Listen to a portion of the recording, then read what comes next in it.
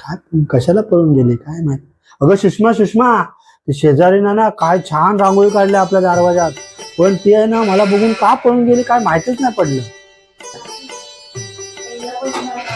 आता दिवाळी नाही काय नाही, आता कसली रांगोळी काढली तिने? माहित नाही पण खूप छान रांगोळी. चला बघूया कुठली रांगोळी काढली. ये ये इकडे बघ बघ किती छान रांगोळी घातली. बघ तुला तरी येते का अशी रांगोळी काढायला? हा